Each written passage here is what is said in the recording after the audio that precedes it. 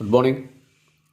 നമ്മൾ കഴിഞ്ഞ ക്ലാസ്സിൽ തുടർച്ചയായ കുറച്ച് ഇരട്ട സംഖ്യകളുടെ തുക തന്നാൽ അതിൽ ഏറ്റവും വലിയ സംഖ്യ കണ്ടുപിടിക്കുന്ന രീതിയാണ് പറഞ്ഞത്.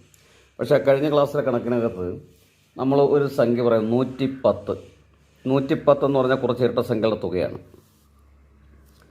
ഈ 110ൻ്റെ അവസാനം വരുന്ന 10 എന്ന് പറയുന്നത് 10 × 11 എന്ത് 110. അപ്പോൾ ഇത് 10 വരെയുള്ള സംഖ്യകളുടെ തുകയാണ്. അതായത് 2 + 4 + 6 + 8 + 10 + 12 + 14 + 16 + 18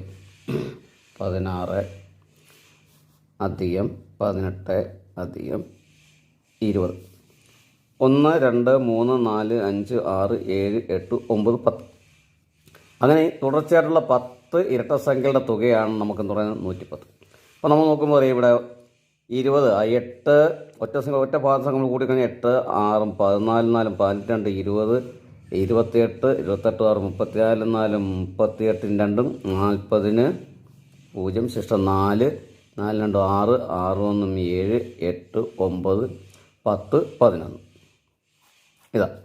അപ്പോൾ ഈ സംഖ്യയുടെ പ്രത്യേകത എന്ന് പറഞ്ഞു കഴിഞ്ഞാൽ 110ൻ്റെ അവസാനം വരുന്ന 10 × 11 110. അപ്പോൾ അതിൽ ഏറ്റവും വലിയ സംഖ്യ കണ്ടുപിടിക്കാൻ നമ്മൾ കഴിഞ്ഞ ക്ലാസ് പറഞ്ഞാൽ 10 × 2 = 20. അതാണ് ആ സംഖ്യാശ്രേണിയുടെ ഏറ്റവും വലിയ സംഖ്യ. അപ്പോൾ അതുപോലെ നമുക്ക് അടുത്തൊരു സംഖ്യ എടുക്കാം, 420. അപ്പോൾ 420ൻ്റെ അവസാനം വരുന്ന സംഖ്യ എന്ന് പറഞ്ഞാൽ 20 ആണ്.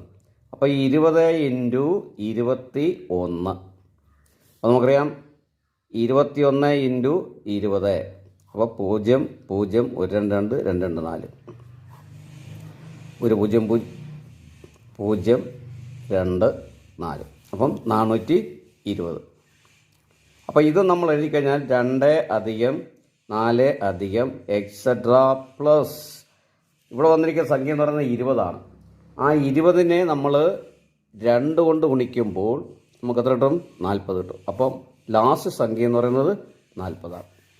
അപ്പോൾ ഇങ്ങനെ വരുന്ന കഴിഞ്ഞ ക്ലാസ്സിൽ നമ്മൾ പറഞ്ഞ സംഖ്യയുടെ പ്രത്യേകത എന്ന് പറഞ്ഞു കഴിഞ്ഞാൽ, അതായത് 930 അതിൻ്റെ ലാസ്റ്റ് വരുന്ന 30ൻ്റെ കൂടെ 31 ഗുണിക്കുമ്പോൾ 30 × 31 ഗുണിക്കുമ്പോൾ ഈ സംഖ്യ കിട്ടുന്നുവെങ്കിൽ നമുക്ക് അതിൻ്റെ വലിയ സംഖ്യ കണ്ടുപിടിക്കാൻ 30 × 2 എത്ര 60. അതാണ് അതിൻ്റെ ഏറ്റവും വലിയ സംഖ്യ. അപ്പോൾ അങ്ങനെ വരുന്ന സംഖ്യകൾ കണ്ടുപിടിക്കാൻ നമ്മൾ അതിൻ്റെ ലാസ്റ്റ് വരുന്ന സംഖ്യ 2 സംഖ്യയും തൊട്ടടുത്ത സംഖ്യ കൊണ്ട് ഗുണിക്കുമ്പോൾ നമുക്ക് ആ തുകയാണ് കിട്ടുന്നതെങ്കിൽ നമുക്ക് അതിലെ ഏറ്റവും വലിയ സംഖ്യ നമുക്ക് കണ്ടുപിടിക്കാം. അതാണ് ആ സംഖ്യകളുടെ ഒരു പ്രത്യേകത.